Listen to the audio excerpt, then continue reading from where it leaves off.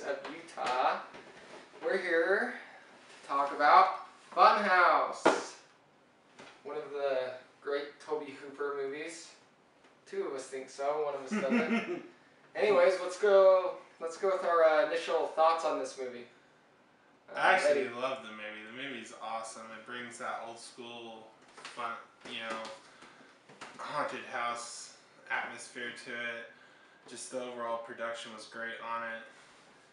What I like about it most, it brings back childhood memories going on to the terror ride at Lagoon and stuff, and just has that overall just great feel. Has a great storyline. I really enjoyed it. Tobe Hooper did a really good job on this movie. Yeah, that's probably one of the things I like about it most too, is the nostalgia that comes from it. Yeah. I didn't grow up in the 80s, of course, when it was made, 81, but just the fact of all this, the atmosphere the movie created, I really enjoyed.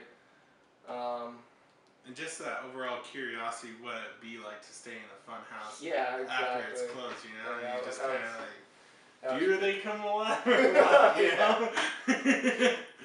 What are your thoughts, Craig?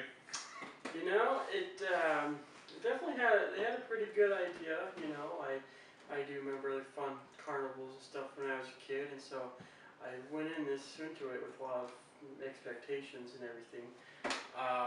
And you guys are right, it did have a pretty good atmosphere, and it did capture some good stuff, but I just couldn't get into it. I just felt like it was a little bit slow. It seems like they spend like the first 45 minutes just like walking around the carnival. And I know they do that to kind of set the tension and everything like that, but it was just a little bit slow. I thought they did, where you say it was slow in the beginning. I wouldn't say it was so slow. What I got from it was the buildup of all that nostalgia. I know that. I agree with that. I know what they were trying to do, but I didn't like how they did it. I just was a little bit.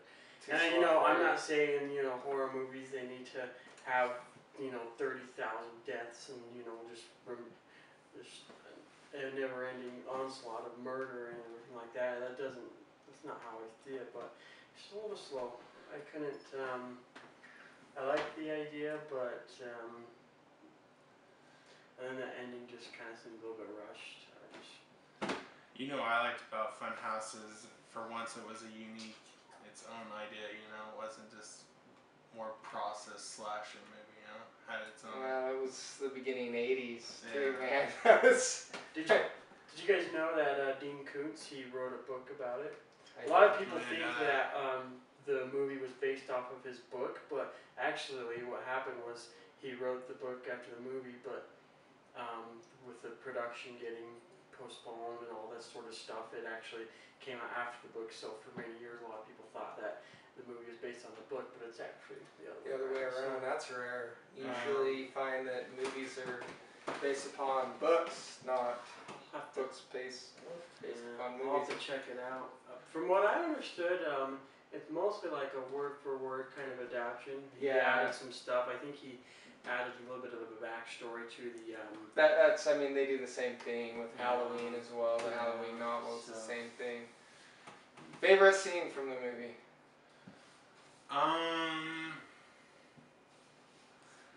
Probably when you first get the first look of the big fat lady on top of the funhouse.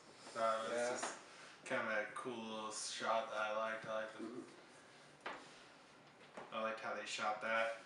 Also, too, what's interesting, it was filmed down in Florida, and Florida is well known for, in history with freak shows. It's always been a hot spot to where people in freak shows live, so it's I definitely can connect with that.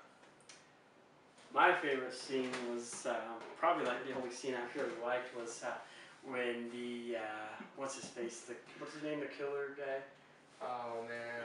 I don't know if he really has a name. He doesn't have a name. Yeah, the guy with the Frankenstein mask, and you figure out. Favorite scene was when he hires the fortune teller lady who doubles as a prostitute.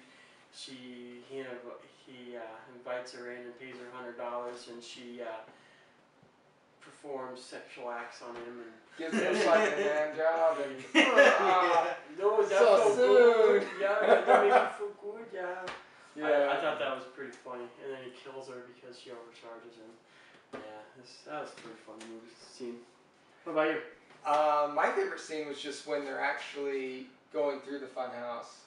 None Yeah. of the horror has started yet. None of the chasing. Just they're going through the funhouse. Cruising through it. And Yeah. just That's my least favorite experiencing part of it. the movie. That was my, just like boring. Eddie said, man, it brings back my memories of the terror ride at Lagoon, and I think that's why I enjoyed it so much. Yeah. Maybe the movie plot wasn't as strong as it needed to be now that I think about it.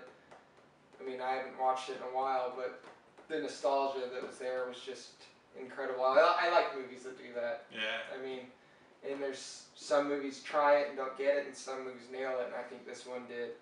Because You know. Terror Ride at Lagoon's is so familiar to Funhouse, just how. Yeah, and I mean, how many of us have ever thought about doing that? I mean, I Yeah. have. Let's spend the Yeah. night in a fucking haunted house. Yeah. Not, I remember going through Rocky Point Haunted House when I was a kid. That was my Yeah. main spot. I'm like, oh man, it'd be so cool is if we stayed the night here.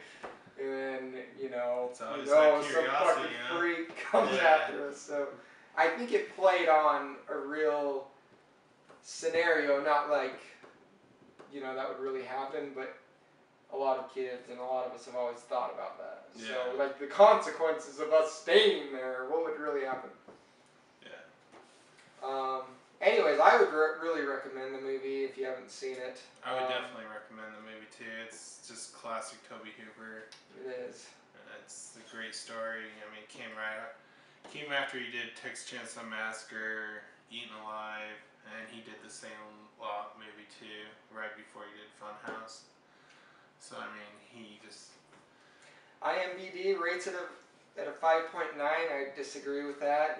Like I said, I'd recommend it. I'd give it like probably an 8. It's a horror movie I really enjoy. Surprisingly, it's like 65% on Rotten Tomatoes, and you know how Rotten Tomatoes and that always freaking has low They're balls. brutal with films. They're very not very. Well, would you recommend it or no? It's pretty up for what it is. I personally just didn't like it. It's not for me. So. Yeah. So it's a not for him movie. So 2 out of 3 people. Yeah. See it, don't see it, whatever. I think you'd enjoy it. It's not a very well-known horror movie, surprisingly, but It's one of those cult following yeah, movies. cult definitely has that feel, and that's definitely what it is, I think. The only reason I had watched it was because I saw it was made by Tobe Hooper. That's the only reason I knew anything about If it. you like Tobe Hooper films, you'll definitely like this one. Don't watch the Toolbox Murders. Yeah, That sucked. That was a train wreck. Anyways, that's it for us tonight. Marcus Swainston.